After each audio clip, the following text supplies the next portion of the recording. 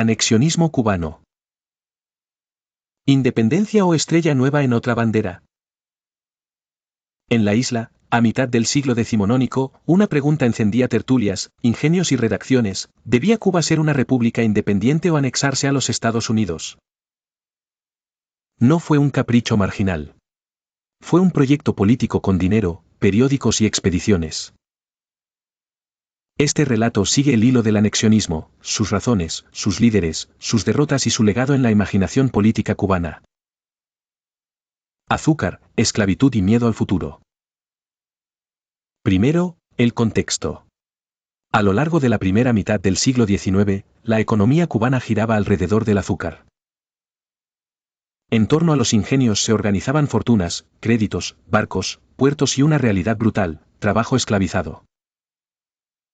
Mientras tanto, en el continente, el mapa se movía. Haití había triunfado, en el sur de los Estados Unidos crecía el poder de los estados esclavistas, España, lejos, administraba a través de capitanes generales. Las élites criollas más ricas temían dos cosas: revueltas y quiebras, ansiaban estabilidad para seguir exportando.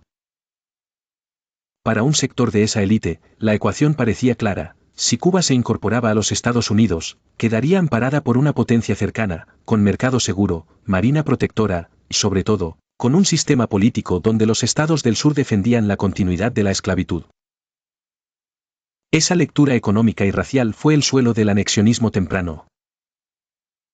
Semillas en papel, clubs, periódicos y promesas. El anexionismo no nació en un manifiesto único, sino en redes.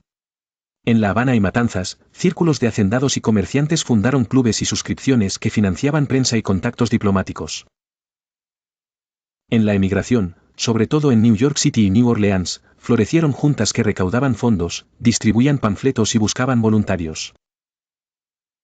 El argumento vendía orden y prosperidad: unirse a la Unión para asegurar la propiedad, atraer capital y modernizar puertos y ferrocarriles. El contrapunto, que escucharemos más adelante, advertía un precio altísimo: la pérdida de identidad política y el riesgo de convertirse en territorio subordinado. Figuras con agenda, de los salones a la pólvora. Entre los nombres propios, dos corrientes se distinguían. La primera, civil económica, representada por hacendados y publicistas que creían en la vía diplomática y en el poder del lobby. La segunda, militar expedicionaria, convencida de que la historia de Texas enseñaba un camino: insurrección, control del territorio y anexo. El rostro más recordado del segundo grupo fue Narciso López, militar venezolano al servicio de causas cubanas, que desde la orilla estadounidense organizó expediciones con voluntarios del sur. Su bandera, la de la estrella solitaria, apuntaba a una idea doble: independencia interina y futuro ingreso como Estado de la Unión. El combustible, dinero de hacendados, simpatías de políticos sureños y la promesa de nuevas estrellas en la bandera de Washington. La hora filibustera, romanticismo y pólvora húmeda. Entre finales de la década de los 40 y comienzos de la de los 50, una sucesión de intentos armados zarpó desde puertos del Golfo. Eran barcos con reclutas jóvenes, pólvora, impresos patrióticos y retratos de heroísmo. Algunas partidas lograron desembarcar, otras fueron detenidas en alta mar o cercadas en tierra. La correlación de fuerzas no acompañó. Las autoridades españolas, advertidas, respondieron con rapidez. El respaldo civil en la isla fue menor del esperado. El gobierno federal estadounidense, atrapado entre su ley y sus políticos, osciló entre tolerar, mirar a otro lado o intervenir para evitar un conflicto internacional. El mito filibustero dejó litografías y consignas, la política dejó cuentas, presos, condenas, ejecuciones. Con cada fracaso, el anexionismo militar perdía musculatura y aumentaba el costo para sus financiadores. Diplomacia en alto voltaje: comprar la isla. Mientras unos preparaban desembarcos, otros tejían correspondencia. Empresarios y políticos sureños argumentaban que comprar la isla sería una solución elegante: dinero por soberanía. En los Estados Unidos, voces influyentes empujaron esa idea.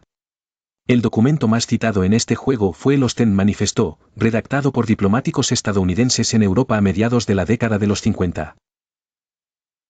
La filtración del documento incendió el debate doméstico norteamericano. En el norte antiesclavista, el plan olía a expansión del poder sureño, en el sur, parecía una vía legítima para preservar su equilibrio. Para La Habana, el mensaje era inequívoco: Cuba se había convertido en pieza de una disputa mayor. La réplica antianexionista, nación antes que mercado. En paralelo, pensadores reformistas y patriotas articularon una respuesta: Cuba debía ser Cuba. Entre ellos destacó José Antonio Sacco, que desde el exilio y la prensa argumentó con paciencia demográfica, cultural y política.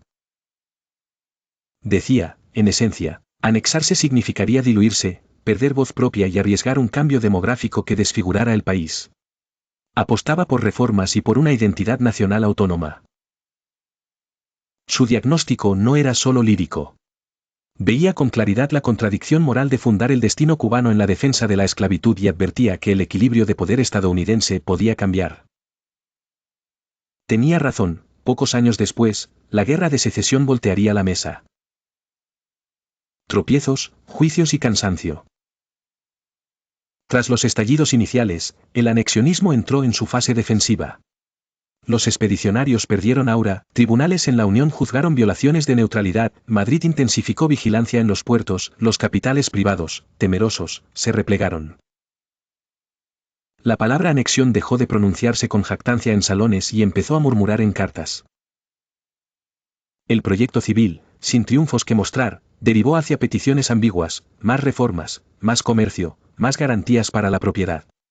La agenda independentista, en cambio, ganaba épica y mártires. De la anexión a la patria, giro del imaginario. Al llegar el albor de la Guerra Grande, la que estalló en Yara, el corazón del país latía a otro compás. El grito ya no negociaba estrellas ajenas, exigía libertad con nombre propio. En la emigración, sobre todo en Key West y Tampa, tabaqueros y periodistas crearon una sociabilidad nueva, menos oligárquica y más popular. De ese tejido, décadas después, nacería la unidad que propuso Martí. El anexionismo no desapareció del todo, pervivió como opinión en ciertos bolsillos sociales, pero perdió centralidad. La palabra Cuba se volvió oración completa. ¿Por qué muchos anexionistas defendían la esclavitud? El expedicionario, Narciso López, audaz y carismático, confió en la sorpresa y en la épica. Su legado simbólico es ambivalente: dejó una bandera que la historia recicló para otros fines, y una serie de derrotas que demostraron los límites de la pólvora sin raíz. El hacendado ilustrado, Miguel Aldama, articulador de capitales y papel prensa, encarna el anexionismo de salón: su talento para la recaudación no pudo fabricar victorias.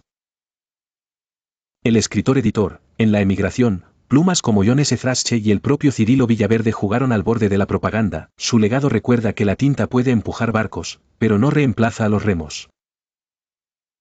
El opositor sereno, José Antonio Sacco, con paciencia de estadista, explicó por qué una nación no se importa, se construye. ¿Y España? España asistía a este forcejeo con mezcla de rigidez y temor. Las reformas prometidas llegaban despacio o no llegaban, la represión respondía más rápido que los decretos. Cada intento filibustero reforzaba a los partidarios del orden a cualquier precio. Cada no desde Madrid alimentaba el desencanto criollo. En ese círculo vicioso, el anexionismo flotaba como opción práctica para algunos, no como ideal para la mayoría. La dimensión moral. Toda política tiene contabilidad, pero también ética. El anexionismo, en su versión dominante, pidió seguridad a cambio de renunciar a la voz propia y de sostener una institución injusta. La historia juzga con matices: hubo anexionistas que migraron al separatismo cuando comprendieron el callejón, hubo independentistas que entendieron que la república exigiría industria, comercio y crédito, pero no a cambio de la dignidad. Ecos en el siglo XX. Décadas después, cuando la bandera de Estados Unidos ondeó sobre La Habana tras la guerra hispano-estadounidense, muchos recordaron las viejas discusiones anexionistas. La ocupación militar, las reformas sanitarias y escolares, el tutelaje. ¿Todo eso avivó la memoria de antiguos debates: modernización desde fuera o ciudadanía desde dentro? La respuesta nacional, trabajosa, fue construir instituciones propias entre presiones y tutelas. Aquella disputa del siglo XIX había anticipado dilemas que volverían una y otra vez. Preguntas al presente. ¿Qué enseña el anexionismo hoy? Que las élites económicas pueden confundir estabilidad con justicia, que la seguridad sin autogobierno es jaula dorada, que la dependencia crea espejismos de prosperidad. Enseña también que las naciones chicas, rodeadas de gigantes, necesitan diplomacia inteligente, pero nunca sustitutiva de su voluntad. Una escena para recordar. Imagina una redacción en New York City, prensa de cilindros humea, un tipógrafo corrige la palabra Cuba en un título, un correo trae sobres desde Matanzas con donativos.